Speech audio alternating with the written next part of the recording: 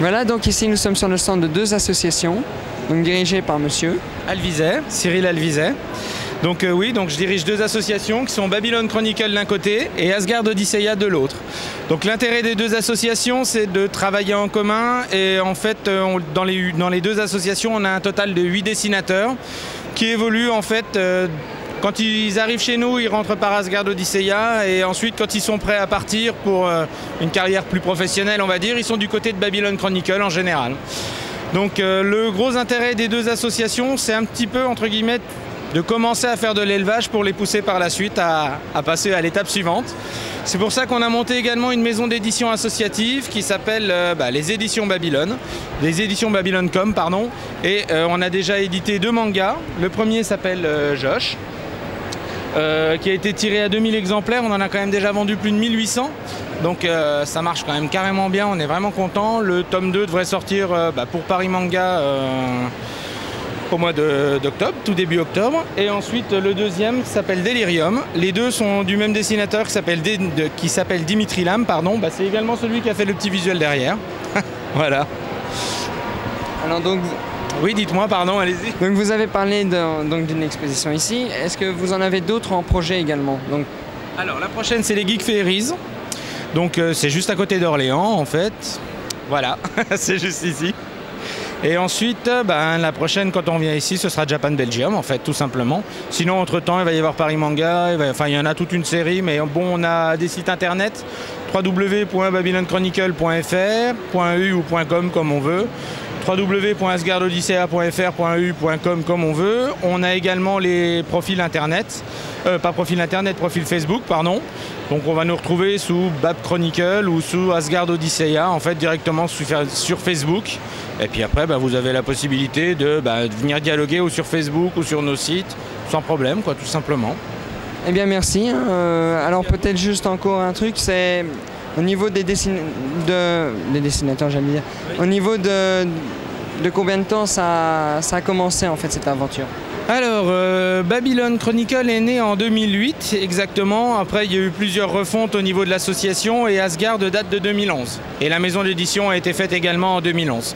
Donc c'est à partir de 2011, on avait plusieurs dessinateurs qui demandaient à rentrer et puis on n'avait plus de place tout simplement. Donc en fait, on a décidé de fonder une deuxième association pour les jeunes dessinateurs en fait. Ce qui fait qu'on a 5 dessinateurs aujourd'hui sur Asgard et on en a 3 sur Babylone. Ah bah super, eh bien on leur souhaite tout le bonheur dans leur avancée et également aux deux associations, on souhaite que ça progresse encore. Merci beaucoup. Voilà. Au revoir. Au revoir. Donc ici nous sommes sur un stand de dessin, donc voilà, héraldique, c'est ça? Voilà. Alors si vous pouvez nous dire un petit peu depuis combien de temps vous faites ça? On a commencé juste il y a 6 mois pour Japan Belgium. Et donc en fait on est 2 sœurs, des sœurs ours.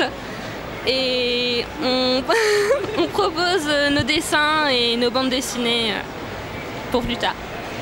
Et vous en êtes où là? Beaucoup de réalisations pour l'instant?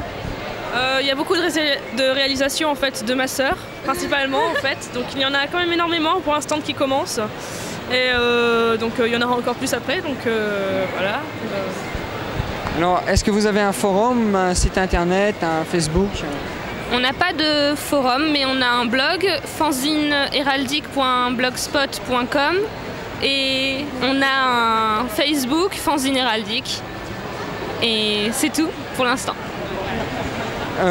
Donc vous faites des pimps, des badges, voilà, des cartes et donc des bandes dessinées. Alors les bandes dessinées, j'imagine que c'est un gros boulot. Combien de temps ça vous prend environ pour en faire une? Oui, ouais, c'est un gros boulot, mais c'est beaucoup de passion parce que c'est un univers qu'on a créé et qu'on veut faire partager aux gens. Voilà. Eh bien, beaucoup de chance. Que ça continue comme ça, et que vous profitiez également de cette exposition. À bientôt.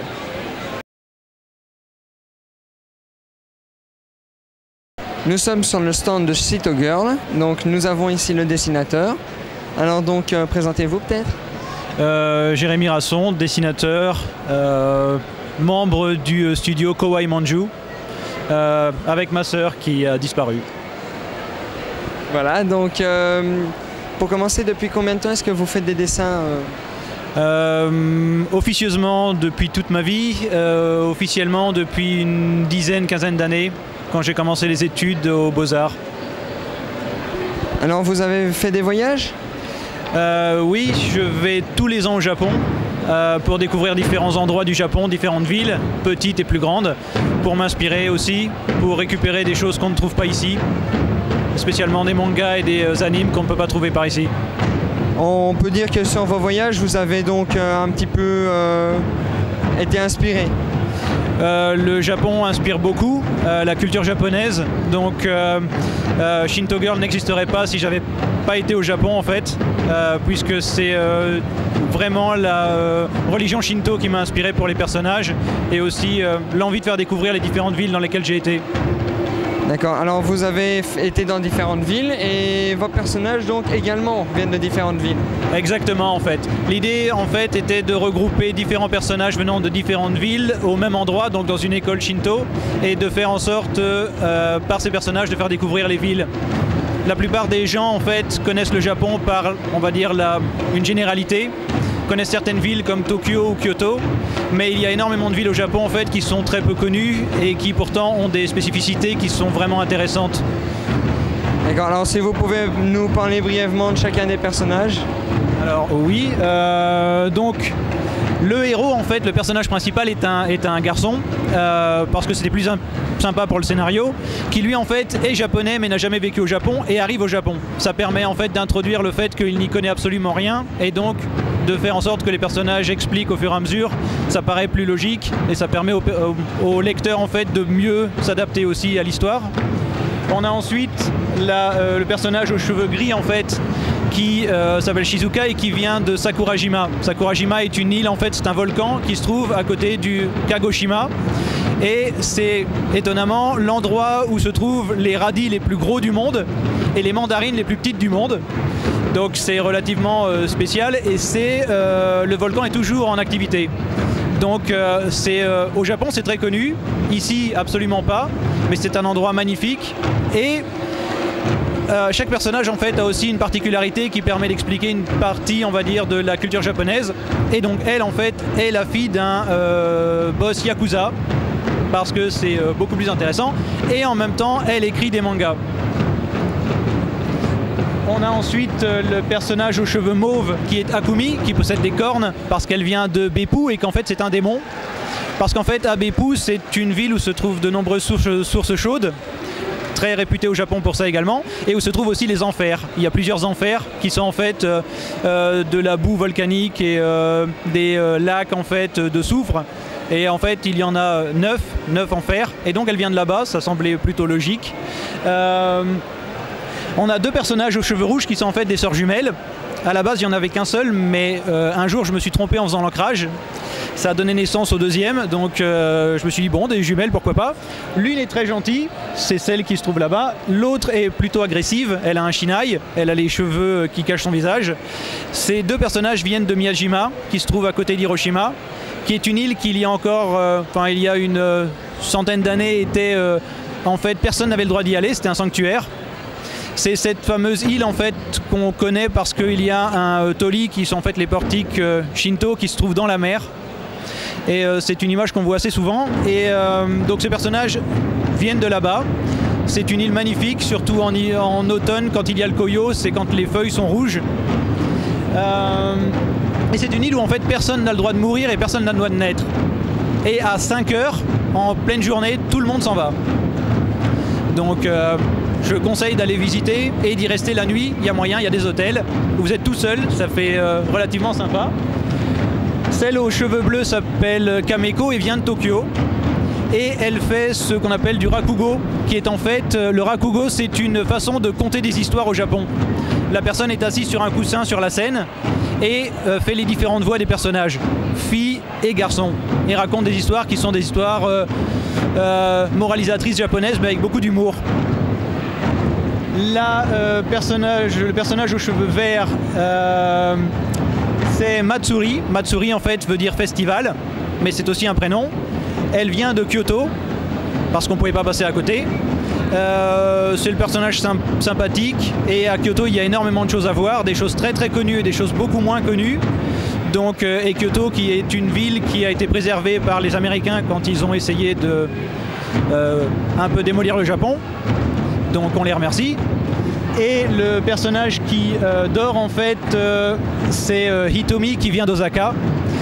Elle dort en fait sur une peluche de requin géant, de requin baleine, parce que quand je suis allé à Osaka, il y a un aquarium en fait où on peut voir des requins baleines. C'est extrêmement impressionnant, parce qu'en fait on tourne autour de l'aquarium et donc on les voit. C'est relativement sympa. Osaka aussi parce que c'est une ville très importante au Japon, qu'il y a énormément de choses à voir. Donc on a essayé de faire une séparation entre les villes importantes comme Osaka, Kyoto, Tokyo, des villes moins connues comme Beppu, qui sont tout aussi intéressantes.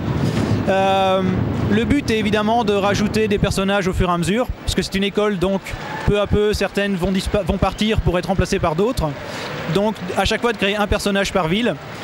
Donc je vais au Japon aussi pour ça, pour aller visiter d'autres villes, plus grandes, plus petites, afin d'avoir vécu en fait une partie, ou d'avoir en fait découvert certaines choses, de pouvoir dessiner là-bas aussi, de prendre des photos, pour essayer de faire une histoire relativement cohérente. J'aime pas trop raconter des choses que je n'ai pas vues. Donc voilà, l'idée c'est de faire une histoire assez drôle, puisque ça se passe dans une école avec un personnage qui n'a absolument rien à y faire. Et en même temps de pouvoir apprendre certaines choses, et à moi aussi d'ailleurs, parce que je suis obligé d'étudier pour savoir. Alors donc vos mangas, enfin vos mangas sont disponibles sur des sites où l'on pourrait les commander?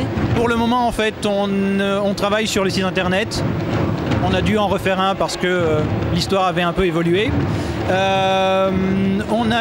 va avoir une page Facebook qui va s'ouvrir qui sera Shinto Girl. Et pour le moment en fait la plupart des dessins, des préparations et du manga se trouvent sur les pages en fait sur DeviantArt et Pixiv. On espère avoir le site relativement vite et on espère avoir le manga disponible en librairie relativement vite. On espère septembre, mais on ne sait jamais parce que bon, mais normalement septembre. Est-ce qu'on peut espérer vous voir à d'autres expositions? Alors on va à toutes les Made in Asia évidemment, on va aussi à la Japan Expo quand que ce soit Paris ou Bruxelles. On espère aller à Londres, il y a aussi une exposition bientôt, et on espère aller au Japon sans doute l'année prochaine au Comiket pour présenter également. C'est en projet. Et bien voilà, et bien j'espère que tout se passera bien, que ça évoluera en positif, et donc voilà. J'espère aussi. Voilà, et bien au revoir, et encore merci. Salut à tous, donc ici nous avons également un stand très intéressant, donc on va directement demander de se présenter à nos trois amis. Salut, moi c'est Kitsune, Mélisande en vrai. Alors voilà, je dessine ici avec les Baka Rangers à l'occasion de la Made in Asia et voilà, je laisse le micro à ma voisine. Donc moi c'est Jussi, aka Baka Ostrich pour Baka Rangers. Et moi c'est Sanchan, Baka Nours pour les Baka Rangers aussi.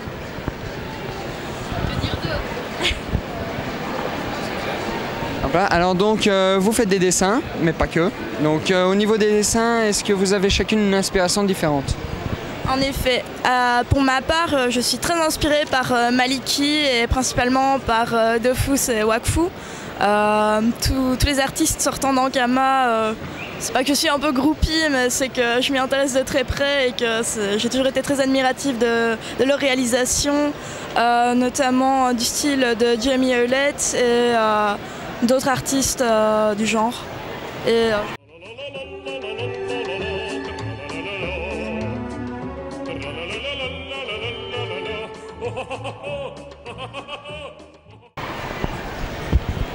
Donc moi, même si j'ai commencé à dessiner vraiment avec inspiration manga, j'essaye de m'en dépêtrer à présent.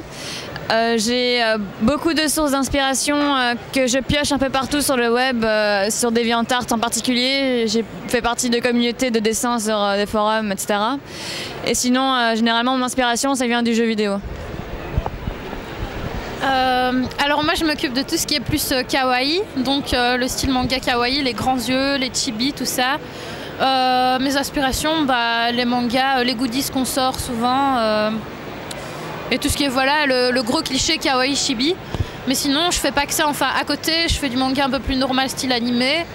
Et je commence à faire des trucs d'OTI qui n'ont rien à voir avec le manga, inspirés d'artistes de café salé par exemple, du monde du jeu vidéo aussi, de peintres parfois. Et voilà, c'est tout. Enfin, j'essaie d'avoir un peu beaucoup de style, mais sinon là, en fanzine, je fais que du kawaii, kawaii, kawaii, kawaii. Alors donc, quand même, pour faire un stand à 3, il faut quand même se connaître. Donc vous vous connaissez d'où? Alors, Sania, je la connais de notre première convention manga ensemble. C'était en 2007, je pense. Oui, c'était 2007. Et je l'ai rencontrée là-bas, on s'est retrouvés, on devait dédicacer, on s'était jamais vu avant ça. Et donc on s'est présenté et voilà, ça fait quelques années maintenant.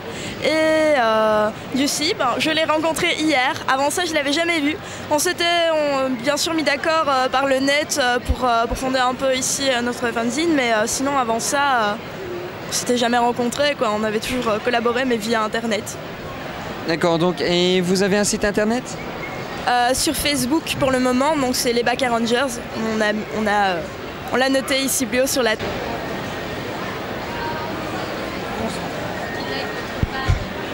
Voilà, donc likez la page. Hein, attention, hein, sinon c'est moi qui viens. Donc, est-ce que vous faites de la vente également via internet? On pourrait. On va commencer. C'est dans nos projets. Ah oui, donc il y a des dessins, pas que. Alors donc au niveau des colis fichés, donc des gadgets, c'est quoi? Ah. En fait, tout ça, c'est des goodies en pâte Fimo. Donc je fais ça moi-même, j'achète la pâte, le truc pour les bijoux, tout ça. Je les fais, je les cuis au four, puis j'essaie de les vendre ici. Et bientôt, tous les invendus vont finir de toute façon sur Internet. Et j'essaierai d'en refaire pour en vendre sur Internet. Comme c'est mignon et c'est pas cher et tout le monde aime la pâte Fimo, donc voilà. Merci beaucoup. Voilà, donc en espérant que le succès sourit, voilà. Donc à bientôt et bonne chance pour le reste. Bienvenue sur le stand Bangela Sama. Donc ici nous avons la créatrice de dessins originaux. Donc voilà, alors si on peut te demander de te présenter. Alors salut, je m'appelle Angèle, aka Bangela Sama. Donc voilà, je suis dessinatrice, illustratrice. Je fais des dessins autour manga, mais je bosse aussi dans l'infographie. Donc je peux constituer des affiches comme celle-ci ou des toutes petites cartes de visite. Voilà, je travaillais pour du packaging, dans plein de choses touchant l'infographie. Mais bon, ma passion première, c'est vraiment le dessin tradi, qu'après je rebosse sur ordinateur et vous voyez les visuels que ça donne ici. Enfin, ce que ça peut donner, voilà. Alors donc tu dessines depuis toujours? Depuis que je suis une toute petite fille. Voilà. Donc voilà, au fil du temps, et selon mes lectures, les mangas que je regardais à la télé, j'ai adopté plus ou moins un style et je me suis vraiment orientée sur le manga parce que c'est le seul truc que j'aime bien dessiner. Ne me demandez pas des portraits, des caricatures, nah. Je dessine voilà, que des mangas. Je fais un peu de fan art vite fait, mais après c'est mes dessins à moi. C'est mes personnages, ça ne ressemble à rien d'autre. Ça sort de ma tête un peu fofolle et voilà, c'est mes créas qui me viennent comme ça. Selon le temps, les aléas de la vie et voilà quoi. C'est certaines inspirations du moment. Donc l'inspiration se déclare partout. Donc, si tu veux, que je dessine dans le métro, donc forcément je vois un petit vieille marrante, un petit gosse qui fout le bordel, donc de suite ça me stimule. Comme je te disais tout à l'heure, j'écoute de la musique, tiens, pourquoi je ferais pas des mecs qui dansent, pourquoi je ferais pas ci, cela. Et après, voilà, soit ça reste à l'état de papier comme ça, soit après ça finit en badge ou en poster ou en carte, tout dépend. Si j'estime ou non que le dessin il vaut le coup d'aller plus loin que la base du croquis, quoi. Ok, alors tu as sûrement un site internet ou des endroits où on peut voir tes œuvres? Donc je te disais, oui, je bosse avec un ami là-dessus, mais comme il a beaucoup de boulot, on a acheté le domaine, mais on n'a rien fait encore. Donc les visuels, il n'y a plus qu'à, ça devrait pas tarder à se décanter, mais lui et moi, on a eu beaucoup de boulot ces derniers temps, donc non. Par contre, j'ai un DeviantArt, vous tapez Bangela Sama sur Google, vous me trouvez direct. Et après, j'ai une page Facebook Alors, likez les gars, hein, parce que j'aimerais monter en level au niveau des likes. Et là, on peut retrouver mon boulot, des anciennes créations, des anciens trucs. Donc ça, je l'alimente assez souvent. Donc ouais, les gens peuvent voir ce que je fais dessus, peuvent venir me parler, me demander des trucs. Voilà, je suis assez connectée et disponible. Est-ce que tu prévois d'y vendre tes œuvres? Pardon? Est-ce que tu prévois de vendre tes œuvres directement sur Internet? Faut voir parce qu'après ça demande aussi une logistique un peu particulière. Donc si les gens sont sur Bruxelles, oui, s'ils sont intéressés par des choses, qu'on m'a demandé des t-shirts, mais en tant qu'exposant, je pouvais pas vendre certaines choses au-delà d'un certain prix. Donc par rapport aux t-shirts, déjà c'était non, je pouvais pas les vendre ici. Mais donc voilà, il y a des gens qui des fois me contactent à l'extérieur, des conventions, des salons, pour avoir des produits autres que ce genre-là. Donc oui, ça peut être possible, mais dans la mesure du possible aussi, quoi. Parce que si la personne est trop loin, il faut payer des frais de port, c'est là. Mais sur Bruxelles, sur la Belgique, ouais, pourquoi pas, il n'y a pas de souci, quoi. Si c'est réalisable, hein, bien sûr. Alors est-ce qu'on te verra à d'autres expositions? Je ne sais pas encore parce que j'ai une petite fille et puis il faut la gérer. Hein. Je la mets pas dans la Pokéball et hop là. Donc il faut la driver. Après, une chose est sûre, s'il y a une Madinasia 5, on sera forcément là. Et après, franchement, je sais pas. Tu sais, être maman, c'est dur, donc on verra. Je peux pas dire, mais bon, si ça se fait, on communiquera sur les plateformes internet qu'on dispose avec mon copain et moi-même. Et voilà, on communiquera là-dessus, quoi. Mais pour le moment, je sais pas. Eh bien, bon courage pour le site. Merci. Voilà.